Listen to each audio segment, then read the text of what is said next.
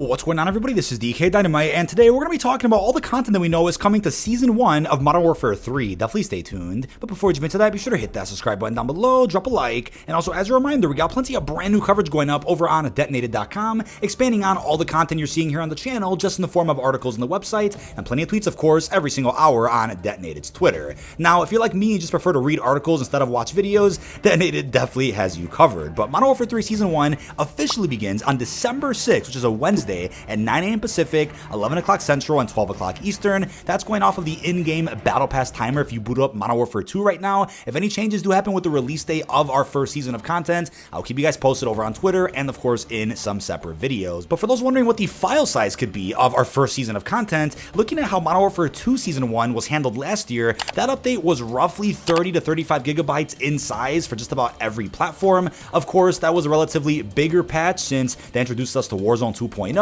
and was a huge integration for MW2 and, of course, Al Mazrah. But this time around, the update might be a little bit smaller, but if it's not and it ends up being a massive update, I'll keep you guys posted with that later, then that could be because of the fact they want to decrease the overall game size as they integrate brand new content and as they integrate Warzone. That's certainly a possibility, right? When it comes to MW3 Season 1, we're of course getting a massive overhaul and makeover to Warzone altogether. They're cycling out Al Mazrah. We'll see exactly how big everything is set to be, but multiplayer is going to receive quite a bit of content, as will zombies. So since we didn't have zombies last year in Modern Warfare 2, I think there is a chance that the update is a decent size this time around for MW3. Now, before we continue with even more spicy information about our first season of content, here's a word from today's sponsor.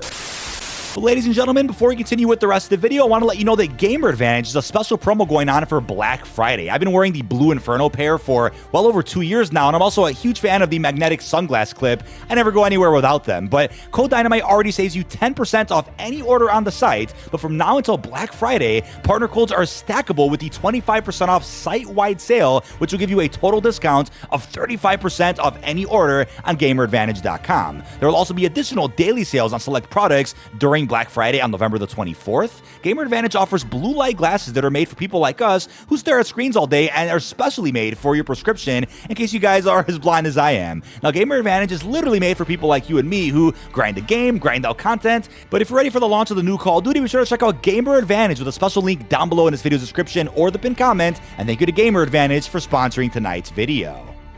Now, there was a rumor a little while back that every season of MW3 would be themed around older Call of Duty titles to help celebrate 20 years of the franchise. That rumor has since been debunked, at least by some of the usual leakers and data miners over on Twitter. Take that as you may, but I think as of right now, there really hasn't been anything leaked out or teased at all to suggest that we were going to get themed seasons moving forward. I think we are going to end up getting a post-launch story. We'll see exactly how that story gets told and how we end up getting more cutscenes. Will it just be the start of the season? Will there be Easter egg events through Warzone that give us additional cutscenes? We'll have to see how that works, but as of right now, Nolan is apparently going to be the face of Season 1. He will be the main Battle Pass operator, so we could be getting a Konni themed season here with our first post-launch update, or our first major one for Modern Warfare 3. On top of that, I'll be making separate videos talking more about the brand new operators and even a separate video about our Season 1 Battle Pass. We're also going to be seeing operators like Maestro and even somebody called Ash. I believe Maestro is a boss we're going to see in the Fortress and Zombies, and Ash might end up being the Black Cell operator. We'll talk more about that in a little bit. Now, there's this image floating around of what looks like a classic Ghost skin inside of a cinematic cutscene. It's unclear if that's a scrapped cutscene that was supposed to be in campaign. Obviously, Ghost does wear his classic outfit in that Verdansk flashback mission, but this exact frame or shot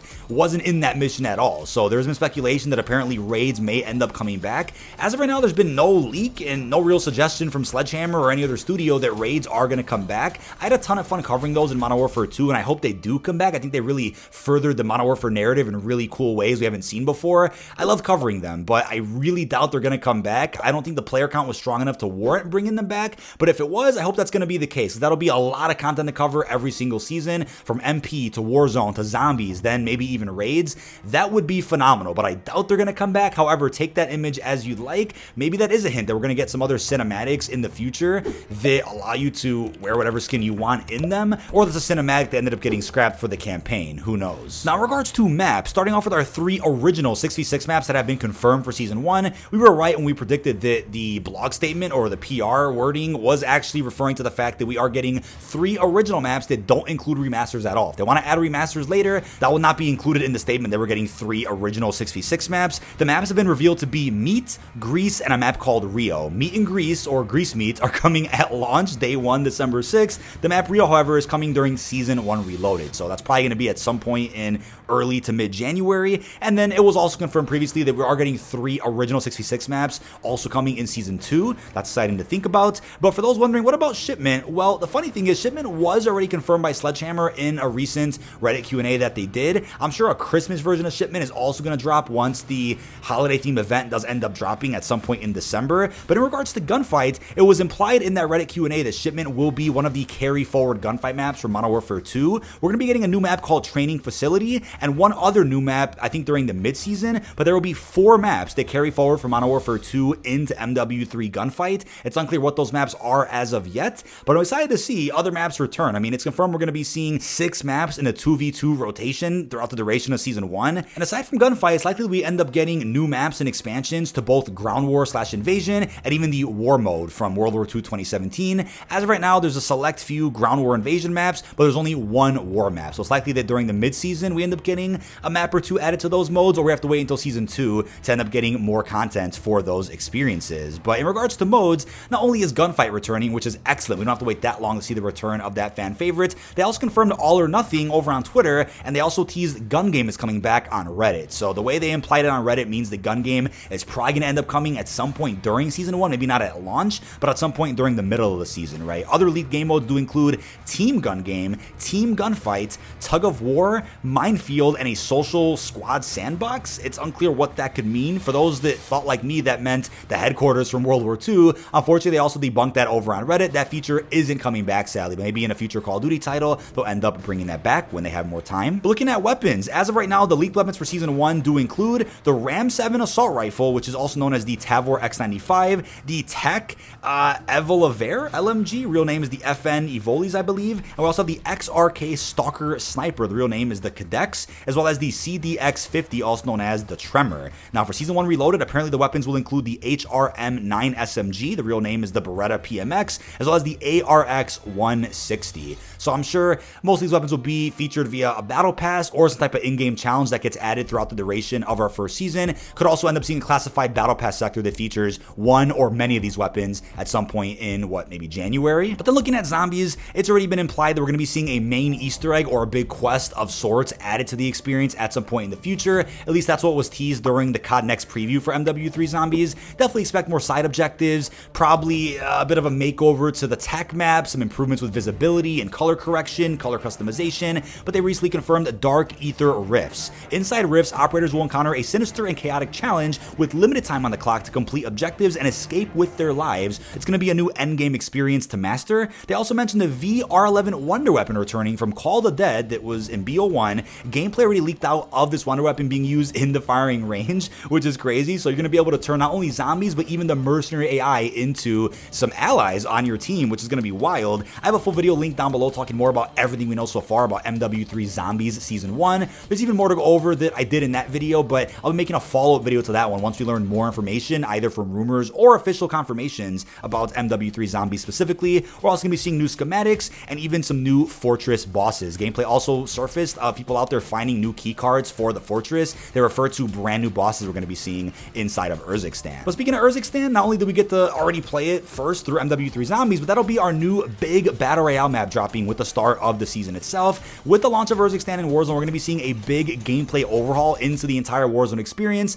effectively making it feel like a Warzone 3.0. There's going to be a big integration with MW3 weapons, the ranking system, and even the movement. So as of right now, you can still level up your MW2 Season 6 Battle Pass through Warzone, and Warzone is still linked right now with MW2's leveling, but that will not be the case at the beginning of Season 1. Going forward, everything will be attached to MW3. Now, I believe Plunder is returning throughout the duration of Season 1. They mentioned that briefly over at COD Next, and you'll still be able to play as Sheikah and Vandal, but Al-Mazrah is in fact being cycled out for the new Urzikstan experience. But for those wondering about ranked play, yes, we are getting a ranked play in both MW3 multiplayer and again in Warzone for the Urzikstan integration. It's unclear exactly what the release dates are for these two ranked modes. Treyarch did mention that that it will in fact be during Season 1, but I'm going to guess that'll either be during some type of downtime. If the devs go on vacation, maybe they'll just click a button and drop it at that point, or they'll end up just saving it for the mid-Season 1 update, which is probably going to be right after they come back from holiday break in January. So that's going to be awesome to see. The start of the season, we have all that content to grind through, and then right when devs get back from vacation, right after the new year, we'll also have our Season 1 Reloaded update to keep us going until Season 2, which will probably start in, early February.